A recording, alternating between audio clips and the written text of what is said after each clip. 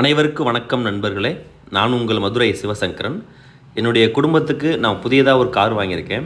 அந்த நிகழ்வை, அந்த அழகான தருணத்தை உங்களிடம் நான் பகிர்ந்துக்க ஆசைப்படுறேன் இந்த காணொளியின் மூலமாக.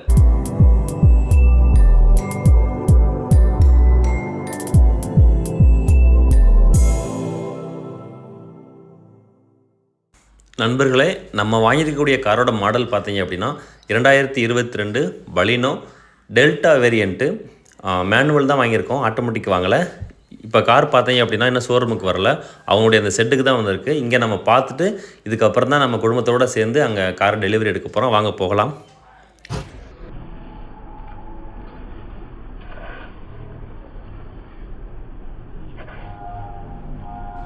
எங்கள் அப்பாவோட நீண்ட நாள் ஆசை கனவு என்னென்னு பார்த்தீங்க அப்படின்னா புதுசாக கார் வாங்கணும்னு சொல்லிட்டு ரொம்ப ஆசைப்பட்டார்.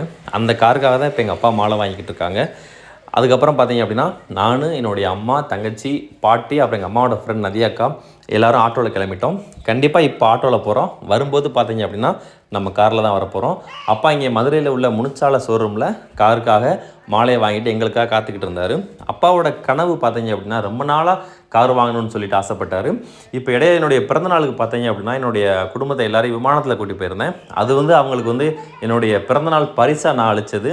ஆனால் அப்பாவோட கனவு பார்த்தீங்க அப்படின்னா புதுசாக கார் வாங்கணும்னு சொல்லிட்டு எங்கள் அப்பா அம்மா பார்த்தீங்க அப்படின்னா எங்களை கஷ்டப்பட்டு படிக்க வச்சாங்க. படிக்க வச்சுட்டு இப்போ நாங்கள் நல்ல வேலையில் இருக்கோம். இருந்தாலும் கூட எங்கள் அப்பா வாழும் பொழுதே பார்த்தீங்க அப்படின்னா எங்கள் அப்பா அம்மாவும் சேர்ந்து கஷ்டப்பட்டு எங்களுக்கு சொந்தமாக வீடு கட்டி வச்சாங்க. அதுக்கப்புறம் எங்களுக்கு தேவையான எல்லா உதவிகளையும் எல்லாமே முகம் சுளிக்காமல் எங்களுக்கு செஞ்சாங்க. அதுக்கப்புறம் எங்கள் அப்பா சொந்தமாக ஒரு பைக் வாங்கினார். இதுக்கு பிறகு பார்த்தீங்க அப்படின்னா எங்கள் அப்பாவுக்கு உடல்நிலை கொஞ்சம் சரியில்லாமல் இருந்துச்சு.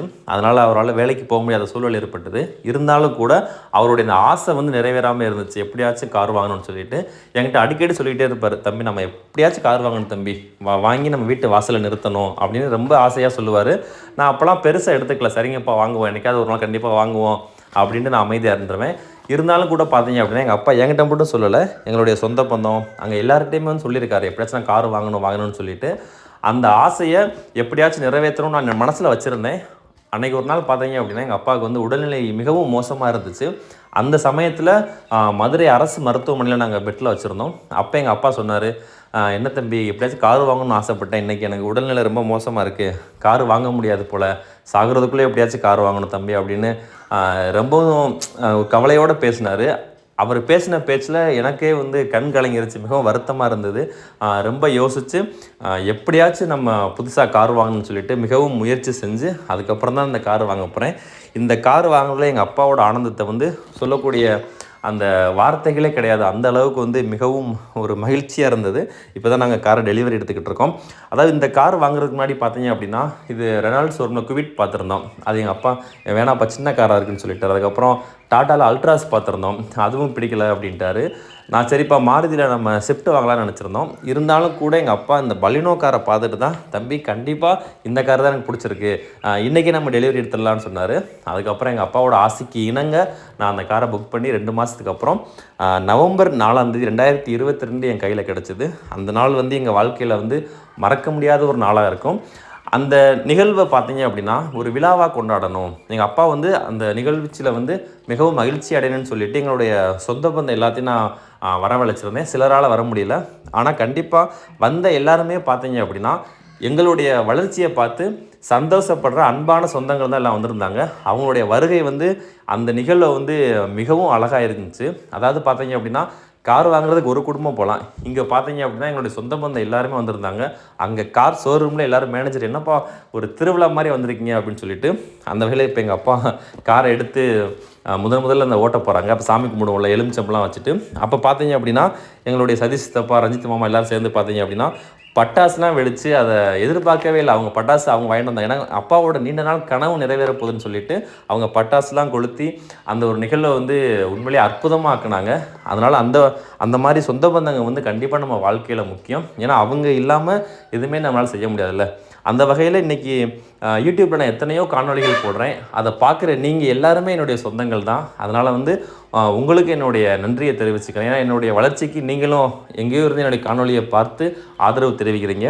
யாதும் ஊரே யாவரும் கேளீர். அந்த வகையில் அனைத்து சொந்த பந்தங்களையும் நான் மகிழ்ச்சியுடன் நான் நன்றியை தெரிவிச்சுக்கிறேன். அவ்வளவு ஆனந்தமாக இருக்குது, சொல்கிறதுக்கு வார்த்தையே கிடையாது. ஏன்னா கண்டிப்பாக நீங்கள் இல்லாமல் இது இவ்வளோ தூரம் நல்லா இந்த வளர்ச்சி அடைய முடியாதுன்ற வகையில் எல்லாரும் ஆதரவு தெரிவிக்கிறீங்க. மிகவும் மகிழ்ச்சியாக இருக்குது. அதுக்கப்புறம் பார்த்தீங்க அப்படின்னா அங்கே ஒரு ஃபோட்டோ ஷூட் வச்சுருந்தோம். கண்டிப்பாக அந்த ஒரு நிகழ்ச்சியை வந்து நாங்கள் வாழ்க்கையில் மறக்கக்கூடாதுன்னு சொல்லிட்டு கேமராமேன் வர வச்சுருந்தோம். அதுக்கப்புறம் அங்கே வந்து நிறையா ஃபோட்டோஸ் எடுத்தாங்க. அதுக்கப்புறம் என்னுடைய தங்கச்சி போனால் வந்து எதிர்பார்க்காத அளவில் ஒரு கிஃப்ட் கொடுத்தாங்க. அதை பார்த்தா உங்களுக்கு தெரியும். என்னுடைய புகைப்படங்களை வச்சுக்கிட்டு எங்கள் பெரியம்மா, எங்கள் சித்தி, எங்கள் மாமா, எங்கள் ஐயா, அப்புறம் மாமா எல்லாருமே வந்திருந்தாங்க. உண்மையிலேயே மிகவும் மகிழ்ச்சியாக இருந்தது. இளையராஜா அண்ணன் வந்திருந்தார். அதுக்கப்புறம் தங்க அண்ணன், அப்புறம் என்னுடைய முக்கியமான தினேஷ் அண்ணன் வந்திருந்தாங்க. இவங்கெல்லாம் பார்த்தீங்க அப்படின்னா இந்த விழாவை வந்து இன்னும் வந்து அழகுபடுத்துனாங்கன்னே சொல்லலாம். அவ்வளோ ஒரு ஆனந்தமாக இருந்துச்சு. கண்டிப்பாக எங்கள் அப்பாவோட ஆசை நிறைவேறிடுச்சு. வீட்டு வாசலில் காரை வந்து நிறுத்தணும் அப்படின்னு ஆசைப்பட்டார். அதை அவர் மூலமாகவே காரை ஓட்டி வர வச்சு நான் வீட்டு வாசலில் நிறுத்த வச்சது என் வாழ்க்கையில் மிகவும் ஒரு மறக்க முடியாத தருணம். ஏன்னா அப்பா அம்மா வந்து நம்ம வாழ்க்கையில் வந்து எல்லாத்தையும் இழந்து நம்மளை வந்து படிக்க வச்சு நல்ல ஒரு வேலைக்கு அனுப்பி அழகு பார்க்குறாங்க. அவங்க வாழ்க்கையை வந்து நமக்காக அர்ப்பணிக்கிறாங்க. அப்படிப்பட்ட அப்பா அம்மாவை வந்து நம்ம கண்டிப்பாக வாழ்க்கையில் வந்து என்றைக்கும் மறக்காமல் அவங்களுக்கு தேவையான எல்லா பெருமைகளை வாங்கி கொடுக்கணும். நம்ம பொருள்கள் வாங்கி தரமோ இல்லையோ அவங்களுக்கு வந்து ஒரு பெருமையை வாங்கி கொடுக்கணும். கண்டிப்பாக அதை நீங்கள் எல்லோரும் செஞ்சீங்க அப்படின்னா அவங்க வாழ்க்கை வந்து மிகவும் ஒரு ஆனந்தமாக இருக்கும். அதுக்கப்புறம் நான் ஸ்டிக்கரிங்லாம் பண்ணிவிட்டு நம்பர் பிளேட்லாம் மாட்டிட்டு காரை வந்து மிகவும் அழகுபடுத்தணும். அதுக்கப்புறம் எங்கள் அப்பா பேர், எங்கள் அம்மா, எங்கள் தங்கச்சி பேர், அதுக்கப்புறம் நான் பார்க்குற ஆசிரியர் வேலை, டீச்சர் லோகோ போட்டிருந்ததுக்கப்புறம் யூடியூப்பில் மதுரை சிவசங்கரன் இதெல்லாம் போட்டுட்டு மிகவும் ஒரு ஆனந்தமான ஒரு நிகழ்வாக இருந்தது. அதுக்கப்புறம் எங்கள் அப்பா பேரை முன்னாடி போட்டிருந்தோம். இன்றைக்கி பார்த்தீங்க அப்படின்னா எங்கள் அப்பா வந்து உயிரோடு இல்லை. அதாவது நவம்பர் 4 நான் கார் வாங்கினேன். நவம்பர் 25 எங்கள் அப்பா எங்களை விட்டு பிரிஞ்சுட்டார். இருந்தாலும் கூட இன்றைக்கி எங்கள் அப்பா இல்லை. ஆனால் அவருடைய நினைவுகள் எப்போவுமே எங்களை வழி நடத்தும், ஆசீர்வதிப்பார் நம்பிக்கையோடு நாங்கள் வாழ்ந்துக்கிட்டு இருக்கோம். நன்றி, வணக்கம்.